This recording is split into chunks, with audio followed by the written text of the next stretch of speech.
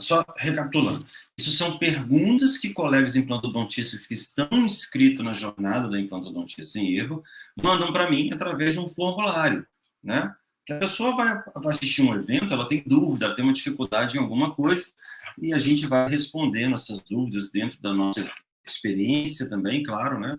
Porque a gente não sabe tudo, mas assim, dentro da nossa experiência em implantodontia, tá bom? Então, assim, do colega, tipo assim, 4 implantes no arco superior é suficiente para um protocolo Brånemark? Me fala aí, vocês aí que estão assistindo, é suficiente ou não é suficiente para um protocolo Brånemark, né? Acho que, antes de mais nada, né, a gente falar sobre isso, a gente tem que entender, né? Acho que, às vezes, passa muito batido na cabeça da gente, durante os anos que a gente vai fazendo implantodontia, né? Essa definição correta de protocolo, né?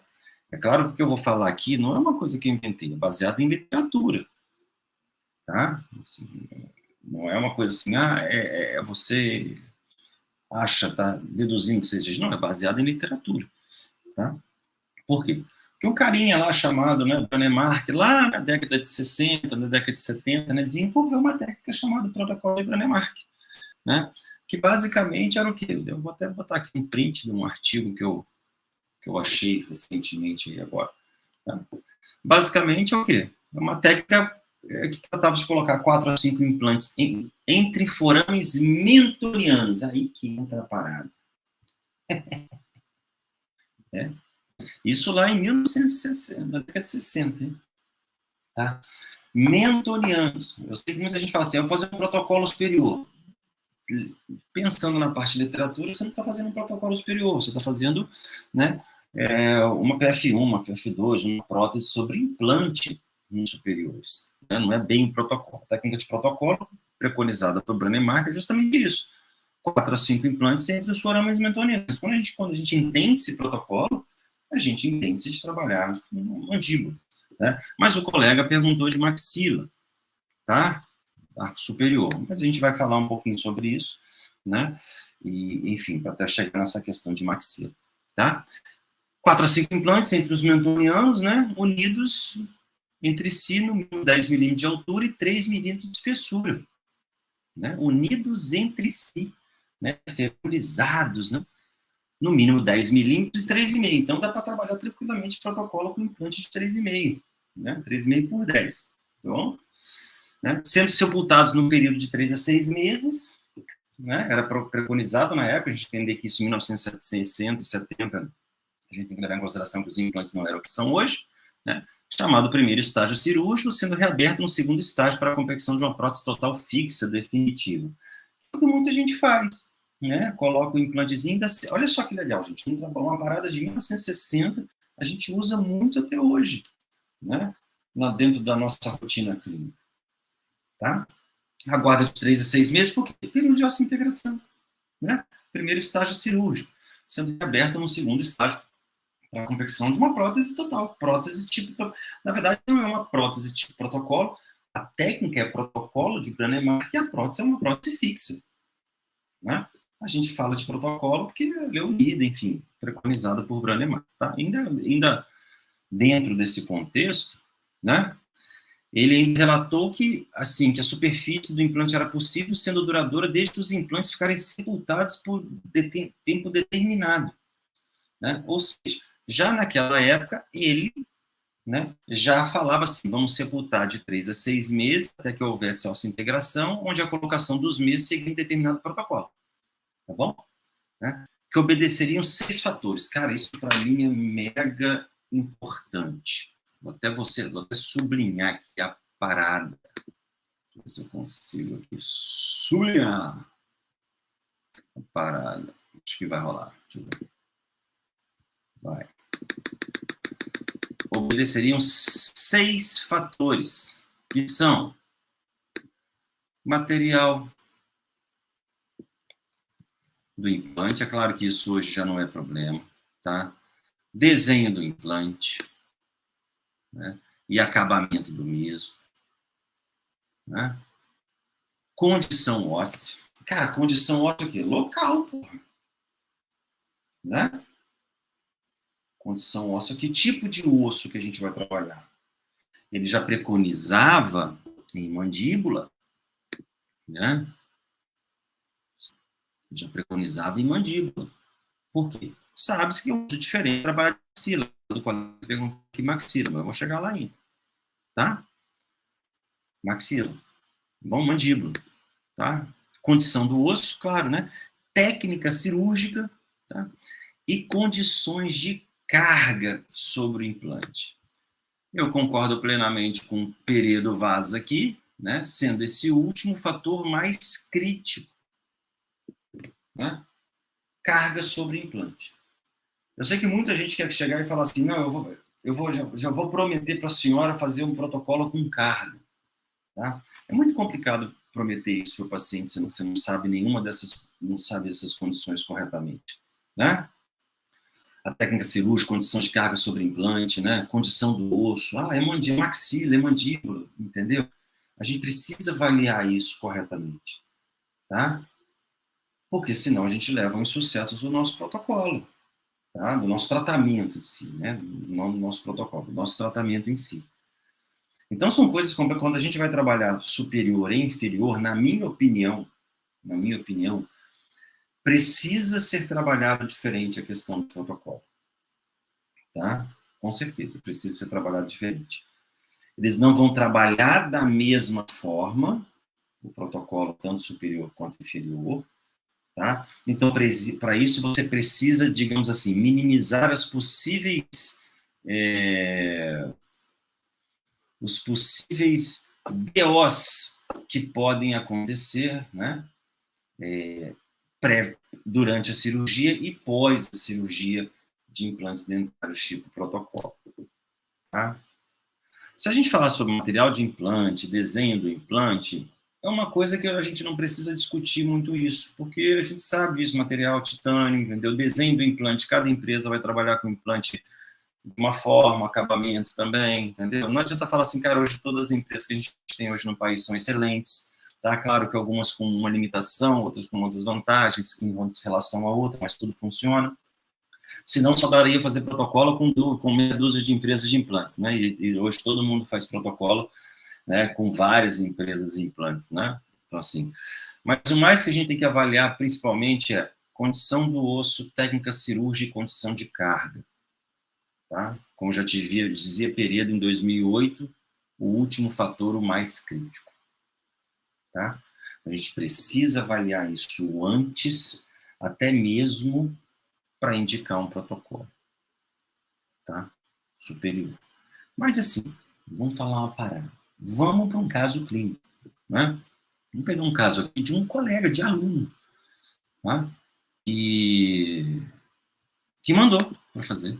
Né? A gente discutiu, a gente faz um debriefing. É claro, gente, fotografia do próprio aluno, tá? Eu vou aumentar aqui, não tem problema, o doutor Fabrício, tá? Ele é aluno, não tem problema nenhum. Faço isso, né? Mas, protocolo superior.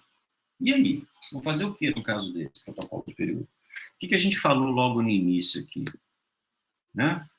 Condição do osso, técnica cirúrgica, condição de carga sobre o implante. Né? Condição do osso, numa situação dessa. Carga sobre o implante. Como é que a gente avalia uma carga sobre o implante numa situação onde, entendeu? O paciente, ele já tem, digamos assim, uma desarmonia oclusal, né? Dá para observar aí que o paciente tem ausência de vários elementos. Por que a gente sempre fala isso, cara? A gente bate isso na implantodontia, né? Porque, na minha opinião, o mais importante de tudo que a gente faz na implantodontia está relacionado à oclusão. Perdão, oclusão. Tá? Então, o cara quer lá, quer fazer protocolo, quer fazer carga. Eu acho que, antes de mais nada, avaliar toda essa condição de carga, de oclusão, que já falam isso nos trabalhos científicos. Entendeu? Eu sei que o pessoal quer fazer, o paciente já quer sair com um dente, entendeu? Mas se não avaliar isso antes, pode levar ao sucesso do protocolo. E é o que a gente não quer. Porque justamente a gente tem um investimento alto, o paciente tem um investimento alto, e a expectativa do paciente também é alta. Então, a gente precisa avaliar isso antes de fazer a indicação. Aí pega um caso superior desse, vamos fazer protocolo, vamos fazer com carga, o que vai fazer? Entendeu? Primeiramente. É avaliar justamente as condições de carga numa situação dessa. Entendeu? Eu costumo falar que casos de protocolo são os casos que a gente tem que, na minha opinião, perder mais tempo na anamnese. Perder mais tempo não, você vai ganhar tempo lá na frente. Tá? São casos, eu falo isso porque aconteceu isso esses dias no consultório. Tá? Uma cliente veio fazer um protocolo bimaxilar. Tá? A consulta levou 1h15. Só de toda a avaliação, de explicação, de tudo para o paciente fazer. No final das contas, o paciente fala, ninguém nunca me explicou dessa forma, já passei por 3 dentistas, e as consultas eram de 15 minutos, é assim, botar 2 dentaduras é Y. Entendeu? Então, a gente precisa ter muita segurança até porque a gente vai falar para o paciente. A gente só tem segurança no que a gente vai falar para o paciente quando a gente já tem segurança no que a gente vai executar. Tá? O que a gente, digamos assim, reverbera é justamente consequência do que a gente está planejando ali. Já tem na cabeça. Tá? Então, pega um caso desse aqui, de protocolo de maxila, que foi a dúvida do colega. Vou deixar claro aqui, 4 implantes superiores é suficiente para um protocolo Branemark. Né? E eu voltei aqui e falei que o protocolo Branemark, de segundo a literatura, todo mundo sabe disso, é inferior. Né? Mas aí a gente acaba levando para o superior também. E a gente tem que entender que ele tem algumas considerações. E a gente avalia uma situação dessa. Tá? Vamos fazer 4 mesmo? Se der para fazer 4, beleza. Tá? Mas como é que a gente planeja isso para saber se é 4? O que a gente faz? A gente vai lá e tira simplesmente os dentes, instala 4 implantes e depois faz molde do paciente? Será que é só isso num caso desse, onde o paciente tem extrusão dos molares, tem extrusão de pré-molar do outro lado, tem resto radicular? Será que um protocolo imediato para um caso desse é indicado com 4 implantes? Como é que a gente consegue, de repente, colocar mais implantes numa situação dessa, de protocolo? Né? É aí que entra o planejamento cirúrgico, entendeu? Protético e cirúrgico do caso. Tá? A gente vai falar um pouquinho sobre isso, e a gente fala mais sobre isso na jornada da implantodontia sem erro. Né? Na minha opinião superior, outro dia eu ouvi até um colega falando assim, eu vou falar isso daqui a pouco. Na minha opinião, no superior, é a minha opinião, tá, gente? Quanto mais implantes a gente conseguir instalar para trabalhar com uma prótese fixa, melhor. Tá? Na minha opinião. Eu sei que o pessoal faz com 4, mas na minha opinião, quanto mais implantes a gente conseguir trabalhar, é mecânica, gente. É melhor. A gente tem mais implante, mais dente para estabilizar. Entendeu? Mas será que em toda situação que a gente consegue isso? Será que somente usando uma tomografia a gente consegue isso? Ou uma radiografia? Esse caso é normalmente que aparece em consultório. A pessoa apresenta a radiografia para você, você já fala assim, vou colocar 4 implantes aí superiores, vai segurar tranquilamente. Né? E a gente sabe que dentro da literatura, dentro do que é preconizado, a gente sabe que 4, 5 implantes inferiores e superiores, pelo menos eu não vi em literatura ainda, tá, gente? Se alguém tiver, beleza. A gente tem que avaliar se realmente 4 vão segurar. Tá? Então, o que a gente faz? Primeira coisa, planejamento básico de implantodontia. E não é planejamento somente olhando tomografia, é planejamento utilizando tomografias de alta precisão, com a solicitação correta, utilização de STLs, né, de arquivos digitais, tá? Que é importante ter. E principalmente quando é protocolo superior, trabalhar com protocolo fotográfico, tá? Porque a gente quer resistência também do protocolo, né? Então, todo o posicionamento do implante, ele é baseado, entendeu? No novo desenho da prótese. Tanto o desenho estético quanto o desenho funcional, digamos assim, de espessura, a prótese ser higiênica, tá? Todo desenho aí ser feito dessa forma. Aí sim, baseado nesse desenho, que a gente vai planejar a quantidade de implantes, sendo, na minha opinião, na minha humilde opinião mesmo, tá? O máximo possível para poder estabilizar superior. É qualidade de osso diferente, é mecânica diferente, entendeu? Então a gente precisa avaliar isso com mais cuidado quando for fazer protocolo superior. Então vamos lá ver como é que a gente faz isso, né? Primeira coisa, tá aqui, ó. Talvez no primeiro momento vocês vão falar assim, vão trabalhar com 4, como eu falei anteriormente, fazer um planejamento e colocar o máximo possível. Vamos trabalhar com 6 implantes, entendeu? Por quê? Para dar mais resistência. Na verdade, para dar mais estabilidade. Não vou falar nem resistência, vou falar estabilidade. Poderia trabalhar com 4? Poderia trabalhar com 4. Mas se eu trabalho com 6, é muito melhor. Né? Aí outro dia até ouvi, voltando do que eu falei logo no início, outro dia até ouvi um colega aí falando assim, não tem necessidade de trabalhar com 6 que 4 segura. Concordo que 4 segura, mas 6 segura também, segura. Não é mais fácil? Né? A gente tem na verdade, a gente trabalha em mecânica de ponte fixa. Você vai fazer, de repente, você tem uma ponte fixa ali de canina amolar, por exemplo, sobre dente natural. Se você tivesse um prézinho ali no meio, facilita bastante. Né? Não facilita? Se tiver um pré-molar ali no meio, tá? Então, a gente tenta colocar o máximo possível, respeitando distâncias biológicas, respeitando o formato do dente, perdão, da prótese. Conseguiram observar aqui que neste planejamento, esses implantes aqui são curtos, né, gente? Ó, os anteriores aqui são curtos, né? Pararam para pensar que aqui vai ter um nivelamento ósseo? Vou botar até uma linha aqui, mais fácil. Opa! Pararam para pensar que aqui tem um nivelamento ósseo? Ups. Né? É claro assim, tipo, tô colocando aqui, né? Pelo amor de Deus. Né? Nesses casos aqui... Opa, vou botar um pouquinho mais para baixo. É claro que eu estou aqui simulando o nivelamento, mas é porque, na verdade, isso aqui é feito em software, tá, gente? Tá? Só para deixar claro para vocês. Bom, tem nivelamento.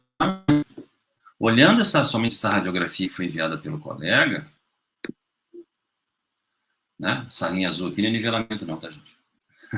Né? Tá bom. Essa azul aqui é da tomografia. Olhando somente essa radiografia mandando para um colega, entendeu? A gente não tem noção do nivelamento que a gente vai fazer. O nivelamento é mão livre. Agora, quando eu tenho planejamento dentro de software, eu consigo ter noção onde vai ser o nivelamento. Aí já mudei, aí eu já não chamo de protocolo. Pelo menos preconizado por Branemark, né? Não é protocolo. O protocolo é inferior, com 4 ou 5 implantes. Superior é prótese fixa. Tá? Inferior é protocolo. Tá? E a gente vai trabalhar com o máximo de implantes possível. Então, assim, respondendo a pergunta do colega que fez essa semana, 4 implantes no arco superior frente para um protocolo para o Branemark, na minha opinião, se a gente conseguir colocar mais implantes, melhor. Você melhora a mecânica, tá? Melhora a estabilidade. Põe 6 implantes, perde 1, tu tem 5. Né? Põe 4 implantes, tu perde 1, e aí? Não é? Então, se a gente conseguir trabalhar mais em superiores, dentro do possível... A mim falaram outro dia, Max, mas não é toda vez que é possível colocar 4 superiores. Concordo plenamente. Mas a pergunta que eu volto é a seguinte, você planejou como?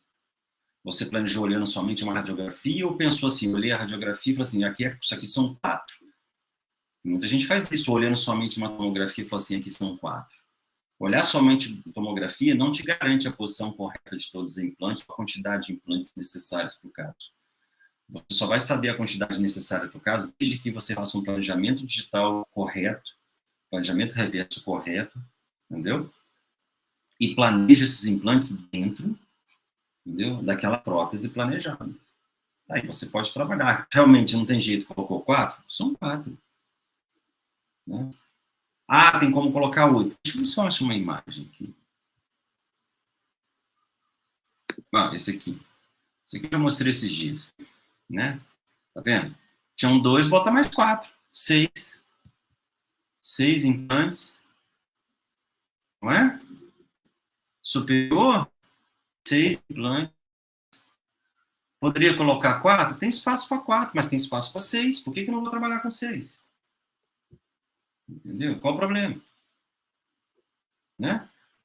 Talvez olhando só uma panorâmica, que agora fica difícil, que eu já mostrei o planejamento, você fala assim, vou botar 2 aqui, vou eliminar esses 2 aqui, vou botar os mais distais angulares. Enfim. Planejamento. Tá? Isso tudo está dentro de um planejamento cirúrgico e protético. Protético e cirúrgico. Mesma coisa aqui. 6 implantes. Não é? Poderia fazer com 4? Sim, mas eu tenho condições de fazer com 6. Se eu tenho condições de fazer com 6, por que não fazer com 6? Né? Ou a 5. Deixa eu ver se ela está consumindo uma imagem aqui. Deixa eu ver aqui. Aqui, pronto.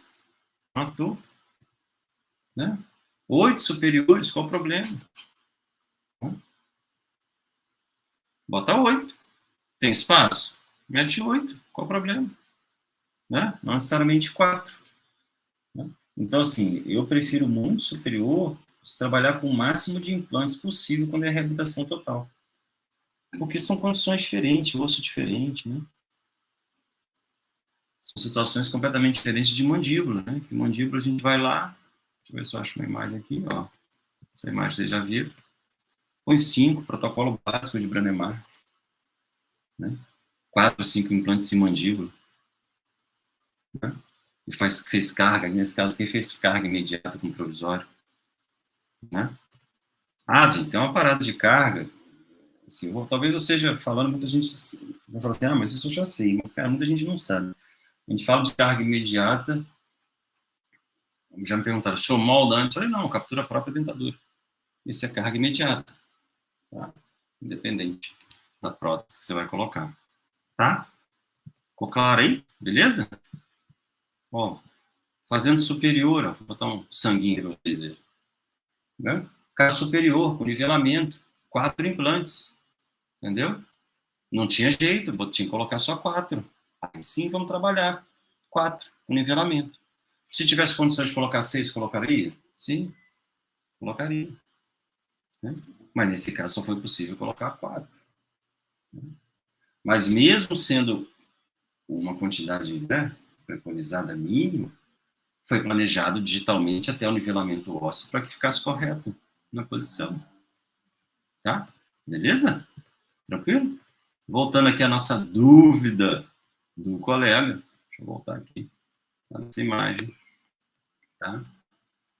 Qual é a primeira dúvida do colega, né? Aí me perguntaram o que eu acho de osteodensificação. Né? Max, o que tu acha de osteodensificação? Velho, eu acho excelente técnica quando bem indicado. Tá bom. Simples assim. Entendeu? Muita gente boa falando sobre osteodensificação, acho muito legal.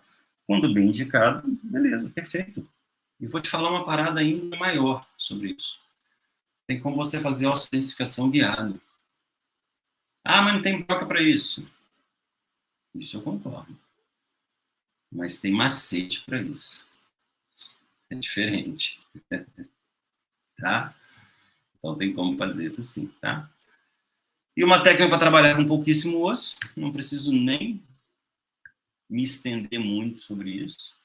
A melhor técnica hoje para trabalhar com pouquíssimo osso é a técnica de cirurgia guiada. Tá? Técnica de implantodontia guiada, na verdade.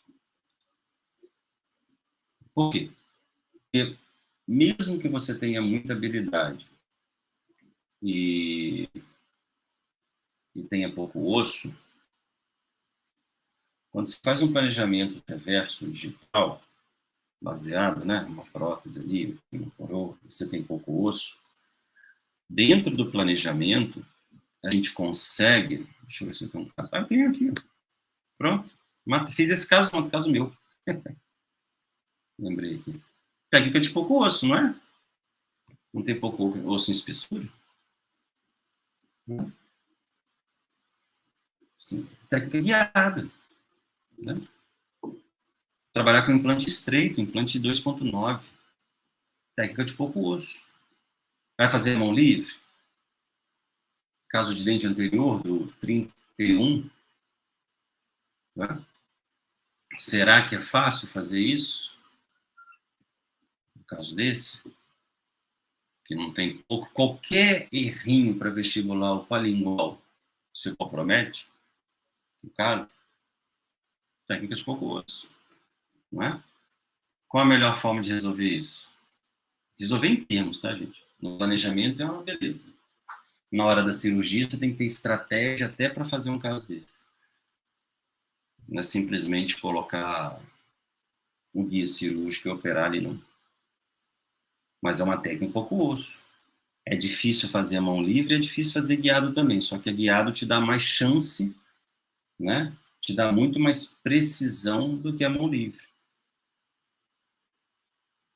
A mão livre, a chance dessa broca escorregar aqui em crista é muito grande. Né? Ou, de repente, fazer um approach, não sei. Na guiada, a gente tem muita estabilidade na fresagem. Então, a gente consegue estabilizar bem essa fresagem. Tá? Sabe como é que eu fiz esse caso ontem? O pessoal que gosta aí de implantodontia, guiado, né? Tá vendo? Tem a anilha aqui, né? Esse caso, obrigatoriamente, a gente tem que fazer retalho. Não tem como não fazer. Né? Você tem que expor a crista. Né? A gente faz retalho, tudo pelo... coloca o guia, aplana isso aqui, ó, aplana essa crista, com uma broca específica, deixa plana, que aí eu tenho um platô para minha broca entrar, para não escorregar, senão minha broca vem aqui, escorrega para cá, escorrega para lá, né? Então eu faço um platô aqui para que minha broca desça tranquilamente. E quer saber mais? A gente entra aqui e a gente vai fazendo devagarzinho, mesmo com guia cirúrgico. Entra com a lança, rompe isso aqui um pouquinho, aí vai descendo devagarzinho. A lança convencional, tá, gente? Do kit convencional, não é do kit de guiado. Entendeu? Já para iniciar o caminho, depois vai descendo devagarzinho até chegar ao comprimento de trabalho. E você acha que é fácil travar um implante no osso tipo 1 desse aqui, de mento? Um implante slim, com bicortical de um lado e cortical do outro? Aí você tem que mudar a estratégia de fresagem mesmo sendo guiado. Entendeu? E depois instala o implante tranquilamente. Entendeu? Mas é região de pouco osso. Aí sim tem que ser guiado. Não tem como. Eu sei que muita gente fica relutante em fazer cirurgia porque acha que tem um custo excessivo. Eu prefiro ter esse custo excessivo, que não é tão excessivo, do que ter custo de retrabalho, custo de dobrar o tempo da minha cirurgia, né? O custo de ficar gastando, às vezes, com componente protético, que o implante não ficou bem posicionado. Então, o custo de guia cirúrgico, simplesmente, ele é muito irrisório perto dos outros custos que eu possa vir a ter quando o implante não fica dentro da posição que eu gostaria que ficasse. Porque quando a gente faz planejamento cirúrgico de implante, a gente sempre pensa na nossa cabeça do implante ficar mega bem posicionado para a gente não ter trabalho na nossa reabilitação protética. Toda vez que a gente faz implantodontia, a gente sempre, apesar de a gente trabalhar com implantes, a gente sempre pensa na reabilitação protética, a não ser que tenha algum implantodontista que não faça prótese. Tá? Mas, assim, tem que fazer, né? Prótese, né? Então, assim, a gente sempre pensa na prótese. Como é que vai ficar, se aquele dente vai ficar bacana? Quem nunca fez um incisivo central e imaginou já a coroa cerâmica da cor do... Quem nunca fez um 11 e já imaginou a coroa cerâmica igual do 21? Né? Tá lá fresando e pensando, pô, essa coroa tem que ficar top. Eu tenho que fotografar para rede social, tenho que fazer uma propaganda disso. Tá? Isso está diretamente relacionado ao posicionamento do seu implante. Agora, você pega um caso limite desse, Max, tem que fazer enxerto ósseo. Por que não fez enxerto ósseo? O paciente não pode, acima de 70 anos, não quer fazer. Morbidade. A gente faz guiado, né? Então, para áreas de pouquíssimo osso, em 100% dos casos, não tem como, você tem que trabalhar com cirurgia guiada. Na verdade, não é só área de pouquíssimo osso, é área de muito osso também. Casos como esse aqui, ó, vou deixar aqui, deixa eu diminuir a imagem. Tá vendo? Caso de explantação, vou ver se essa imagem aqui tá boa. Entendeu? Caso de pouquíssimo osso, né? Vai trabalhar. Então, sempre, quando a gente vai trabalhar com caso de pouquíssimo osso, a primeira coisa, antes de definir se vai fazer enxerto, se vai fazer alguma outra coisa, é mandar um centro de planejamento, o centro de planejamento fazer toda a simulação possível ali, com toda a biblioteca de implantes disponível no seu sistema de implantes.